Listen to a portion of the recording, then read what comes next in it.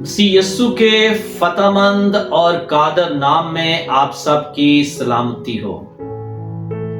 متی رسول کی معرفت لکھی گئی انجیل کے سلسلہ وار پیغامات کے لیے آپ کے پیش خدمت ہوں۔ آج ہم متی کی انجیل اس کے تیسرے باب کی پہلی 12 آیات کے بارے میں سیکھیں گے۔ ہمارا مضمون ہے ہمیں فوراً سچی توبہ کرنی چاہیے۔ ہمیں فوراً سچی توبہ کرنی چاہیے۔ میرے عزیزوں، خدا ہمیں مسیح کے آنے کی تیاری میں خالص توبہ کی دعوت دیتا ہے، انصاف کی تنبیہ کرتا ہے اور اس میں نئی زندگی کی پیشکش کرتا ہے۔ کیا آپ نے کبھی کسی اہم مہمان کی آمد کی تیاری کی ہے؟ چاہے گھر کی صفائی ہو یا اپنے پروگرام میں تبدیلی، تیاری سے مہمان کی قدر اور عزت ظاہر ہوتی ہے۔ متی کی انجیل اس کے تیسرے باب کی پہلی 12 آیات میں یوحنا راہ تیار کرنے والا ہے، کسی عام انسانی مہمان کے لیے نہیں بلکہ خود مسیح کے لیے۔ یوحنا کا پیغام فوری توبہ کرنے والا اور ابدی اہمیت کا حامل ہے۔ پہلا نقطہ ان آیات کے تعلق سے جو ہم سیکھنا چاہتے ہیں وہ ہے بیابان میں منادی کرنے والا۔ بیابان میں منادی کرنے والا۔ متی کی انجیل اس کے تیسرے باب کی پہلی 4 آیات لکھا ہے، ان دنوں میں یوحنا بپتسمہ دینے والا آیا اور یہودیہ کے بیابان میں یہ منادی کرنے لگا کہ توبہ کرو کیونکہ آسمان کی بادشاہی نزدیک آ گئی ہے۔ یہ وہی ہے جس کا ذکر یسایہ نبی کی معرفت یوں ہوا ہے کہ بیابان میں پکارنے والے کی آواز آتی ہے کہ خداوند کی راہ تیار کرو، اس کے راستے سیدھے بناؤ۔ کہ یوحنا اونٹ کے بالوں کی پوشاک پہنے اور چمڑے کا پٹکا اپنی کمر سے باندھے رہتا تھا اور اس کی خوراک ٹڈیاں اور جنگلی شہد تھا۔ خداوند کے پاک کلام کے پڑھے اور سنے جانے کی وسیلہ سے خدا ہمیں برکت بخشے۔ ان 4 آیات میں ہمیں پہلی چیز جو نظر آتی ہے وہ ہے یوحنا کی شناخت اور مشن۔ یوحنا کی شناخت اور مشن۔ یوحنا یسایہ 40ویں باب کی 3 آیت کی تکمیل ہے۔ لکھا ہے، پکارنے والے کی آواز، بیابان میں خداوند کی راہ درست کرو، صحرا میں ہمارے خدا کے لیے شاہراہ ہموار کرو۔ ہمیں یوحنا کی 2 چیزیں یہاں نظر آتی ہیں، اس کی جگہ صحرا، بیابان روحانی ویرانی کی علامت ہے اور یہ اسرائیل کی تجدید کی ضرورت کی نشاندہی ہے۔ یہ اسرائیل کے نئے بننے کی نشاندہی ہے۔ پھر ہمیں یوحنا کے کپڑے نظر آتے ہیں۔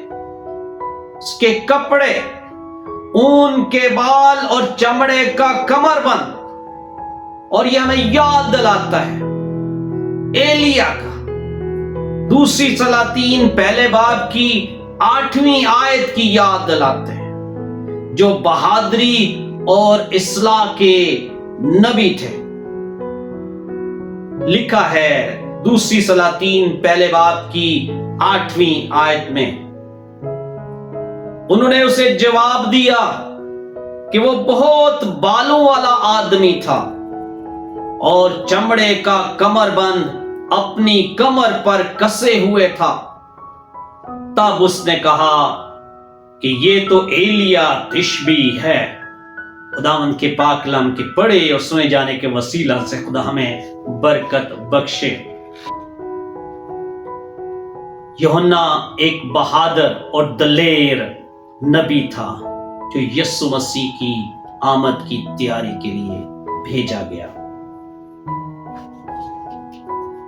एक मिसाल देखते हैं।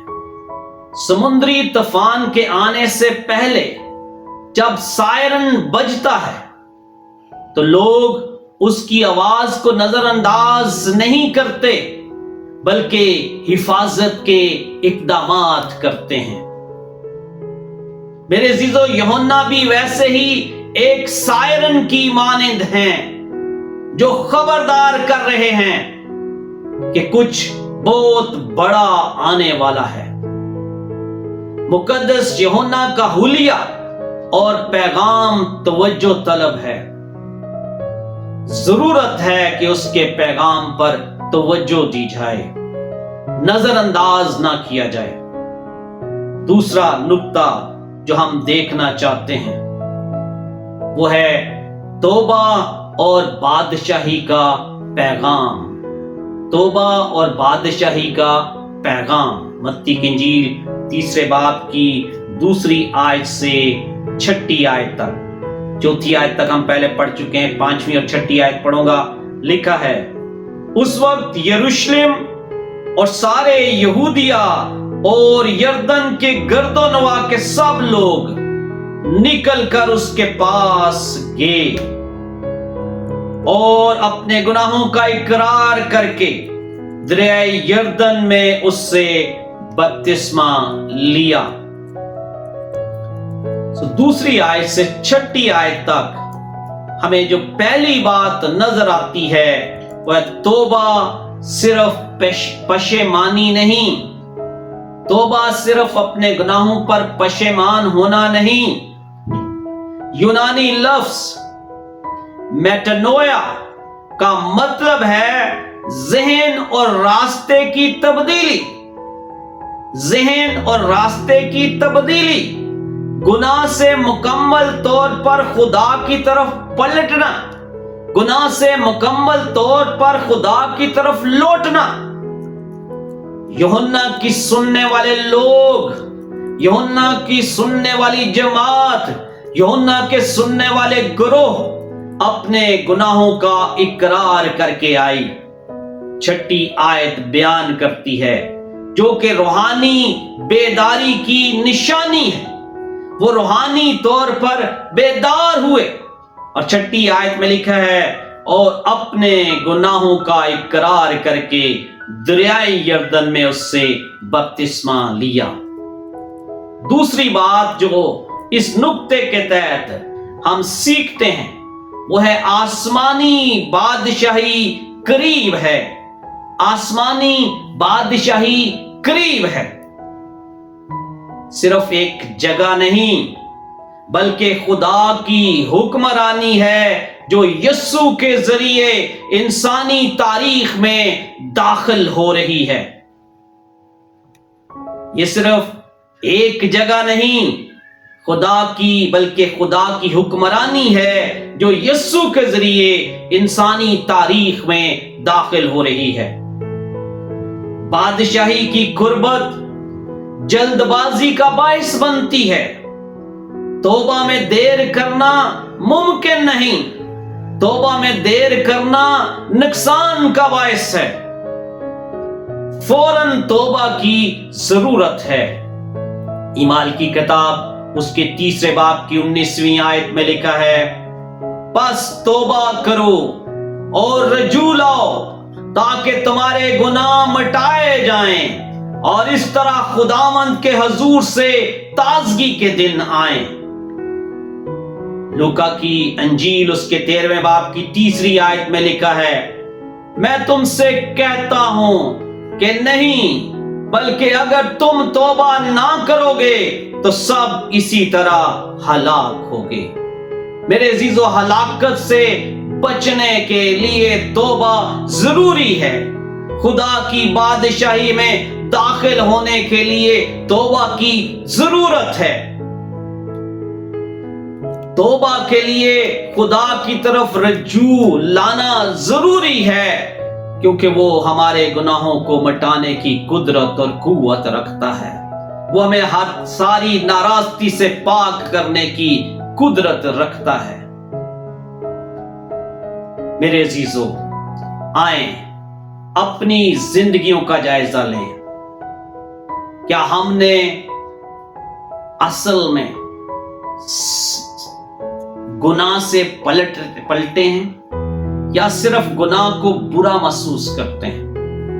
ہم صرف گناہ پر پشیمان ہوتے ہیں، یا ہم گناہ سے نفرت کر کے اسے ترک کرتے ہیں؟ میرے عزیزو، توبہ جاری رہنے والا عمل ہے۔ روزانہ خدا کی حکمرانی کے سامنے خود کو پیش کرنا ہے۔